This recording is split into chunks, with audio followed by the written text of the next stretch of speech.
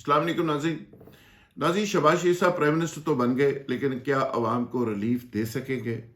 DGISPR ने press conference तो कर दी, लेकिन उस प्रेस कॉन्फ्रेंस का बेनिफिशरी कौन है?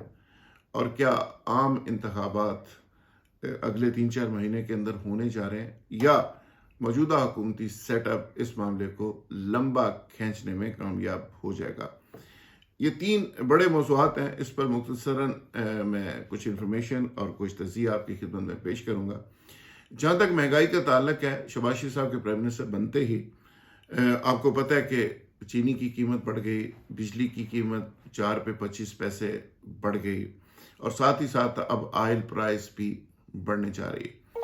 हुकूमत ये इल्ज़ाम लगा रही है कि हमने जून तक ये सारी प्राइसेस को फ्रीज किया था और उसके लिए फंड्स का हम एहतमाम करके गए थे, लेकिन जो बेसिक ज़रूरियात की चीज़ें हैं वही मौजूदा गवर्नमेंट से कंट्रोल नहीं हो रही। गवर्नमेंट को बने अभी 2-3 दिन हुए, कैबिनेट फाइनल हो चुकी, अभी अनाउंसमेंट बाकी है, गवर्नर्स के नाम फाइनल हो गए, लेकिन देखना यह है कि मौजूदा हुकूमत क्या इस सेटअप को आगे लंबा खींच सकेगी, 1.5 साल तक खींच सकेगी, या 1.5 साल के 2 साल में कन्वर्ट कर सकेगी या नहीं।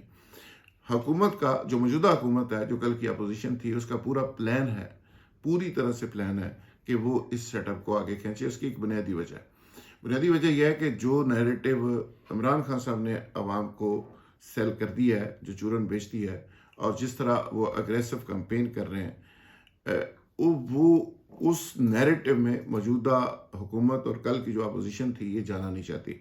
ये किसी सूरत में अवाम को नहीं फेस करना चाहती कि ये जिस तरह पाकिस्तान की आज़ादी का उन्होंने नैरेटिव दे दिया है, अमेरिका की गुलामी का दे दिया है, बूट पल्च ये और चेरी ब्लॉसम और ये और वो, यानी एक तलखी गली मोहल्ले के अंदर भी फील की जा रही है। जलसे जुलूसों का मोमेंटम इमरान खान का बहुत ज़्यादा है, और इस मोमेंटम के दौरान किसी सूरत में जरदारी साहब, शहबाज शरीफ साहब, नवाज शरीफ साहब और फजलुर रहमान साहब या उनके एलाइज नहीं चाहेंगे कि वो इलेक्शन में जाएं।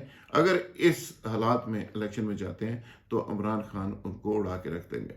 तो लिहाजा मौजूदा हुकूमत की, शहबाज शरीफ साहब की और उनके एलाइज की पूरी ख्वाहिश और कोशिश है कि इस सेटअप को लंबा खींचा जाए। इसकी 2 चीज़ें होंगी इसके नतीजे में। पहली चीज़ तो ये होगी कि इमरान खान साहब ने बहुत अर्ली उनके खिलाफ ख्याल में कैंपेन शुरू कर दी है, जलसे जुलूस शुरू कर दिए हैं, और वो उतनी देर में थक जाएंगे। और ये जलसे जुलूस करना, ट्रैवल करना, पैसा खर्च करना, ये बहुत बड़ा मुश्किल काम है और बहुत माने रखता है। ये इतनी आसानी से नहीं हो सकता।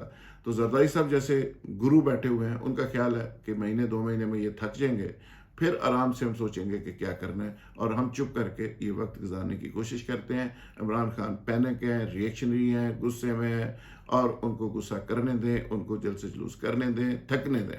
तो थकाने के मामले में वो जा रहे हैं। दूसरी बात कि गवर्नमेंट को आगे खींच के एक तो PTI के लोगों को फिक्स किया जाए, मुकदमों के अंदर, मुख्तलिफ केसेस के अंदर उलझाया जाए, फिर जब वो उलझ जाएँ और साथ ही साथ हुकूमत, मौजूदा हुकूमत को आवाम को रिलीफ देने की पोजीशन में आ जाए, तो फिर इलेक्शन के अंदर जाया जाए।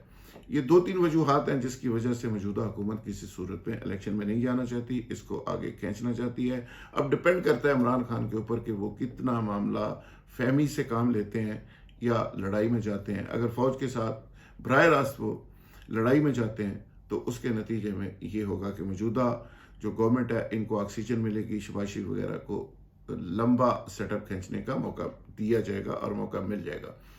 तो इमरान खान साहब ने एक तरफ जहां प्रेशर बिल्ड किया हुआ है, दूसरी तरफ उनको लड़ाई से बहरहाल एतराज़ करना है। इस प्रेशर को कैश करवाते हुए अपने लिए एक रास्ता निकालना है।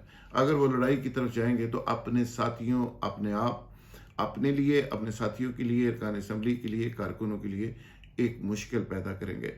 होता यह है कि जब इस्टेब्लिशमेंट एक लाइन ले लेती है पाकिस्तान के अंदर, ये ट्रेंड रहा है माजी के अंदर, तो फिर सूरत हाल बदलने लगती है। फिर आपके बहुत सारे जो वेल विशर हैं वो भी सोचने लगते हैं कि हम किस तरफ जाए, क्योंकि आगे जब इस्टेब्लिशमेंट की एक ताकत खड़ी होती है, या उनका एक ट्रेड थोड़ा सा होता है, या उनका एक रवैया होता है, तो उसके नतीजे में बहुत सारी चीज़ें बदल जाती है। तो इमरान खान साहब को इस परसेप्शन को बहरहाल चेंज नहीं होने देना चाहिए कि इस्टेब्लिशमेंट उनके खिलाफ है।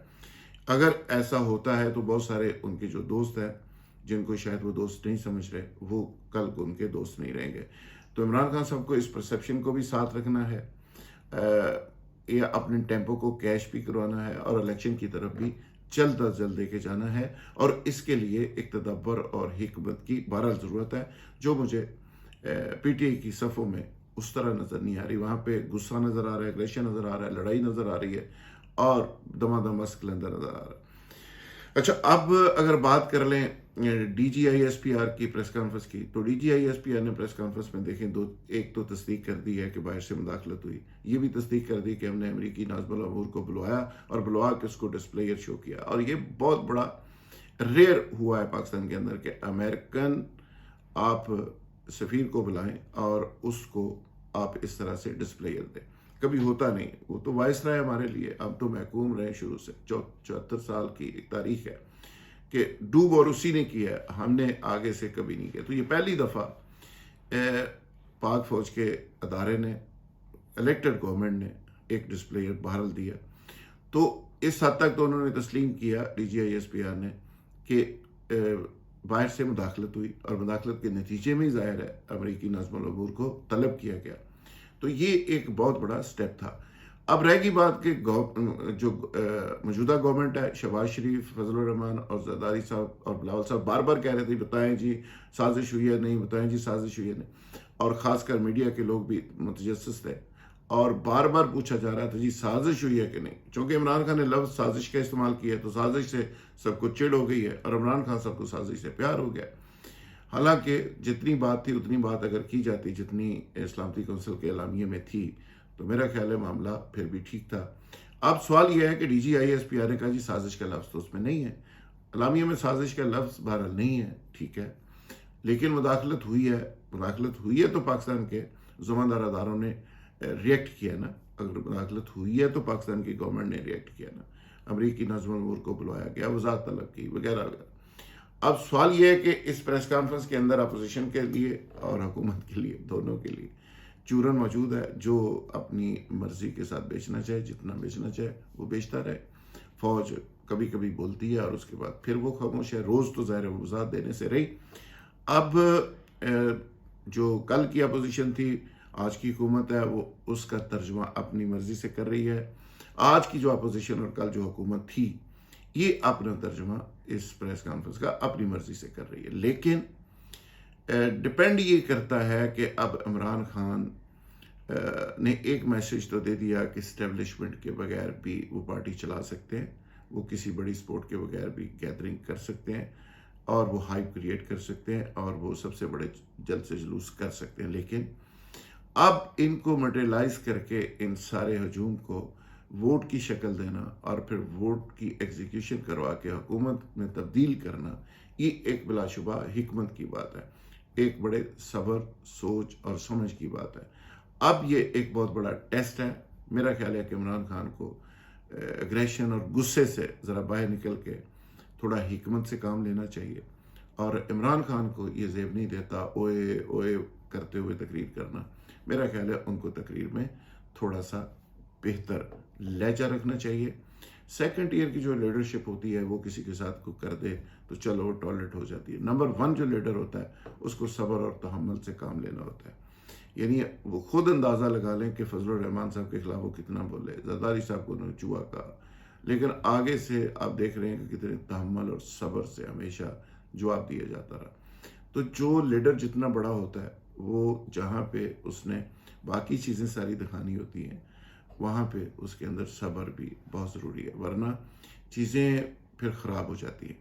تو ابھی بھی عمران خان کے لیے وقت ہے کو اپنے چاہنے والوں کو، اپنے ورکروں کو، اپنے ساتھیوں کو، اپنے دوستوں کو، محبت کرنے والوں کو، ڈونرز کو، چاہنے والوں کو ٹیسٹ میں نہ ڈالے، اور ٹیسٹ میں ڈالے بغیر وہ آگے حکومت کی طرف بڑھ سکتے ہیں۔ ڈیڈ لاک پیدا نہ کریں حکومتی اداروں کے ساتھ، پاکستان کے اداروں کے ساتھ ڈیڈ لاک کی کیفیت میں جائیں گے تو الٹیمیٹلی یہ ایک گھاٹا ہوگا، کیونکہ پاکستان کے اندر ہر الیکشن سے پہلے ایک پرسیپشن ہوتی ہے کون آ رہا ہے کون جا رہا ہے، اور وہ پرسیپشن ڈیولپ ہوتی ہے اداروں کے ٹلٹ کرنے کی وجہ سے۔ تو اداروں کے ساتھ رابطہ اور ان کا ٹلٹ بڑا ضروری ہے۔